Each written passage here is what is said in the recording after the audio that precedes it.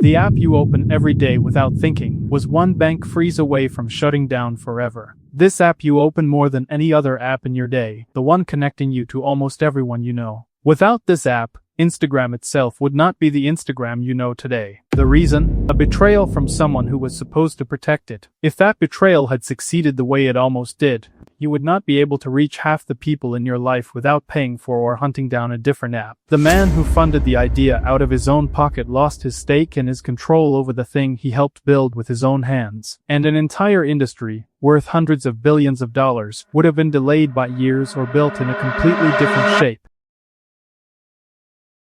February 2004. A Harvard sophomore had an idea and no money to build it. A classmate, Eduardo Saverin, put up the first funds, roughly $18,000, and took a 30% stake, meaning 30% ownership of the company, as co-founder and chief financial officer. By July 2004, the company was reincorporated in Delaware, legally re-registered under a new state's laws, resetting the ownership paperwork. In October, Saverin signed a new shareholder agreement. He received 3 million shares, but gave up his voting rights, meaning his power to vote on company decisions, and his intellectual property claims. The executive partner became the company's sole voting director. On January 7, 2005, the company issued more than 9 million new shares.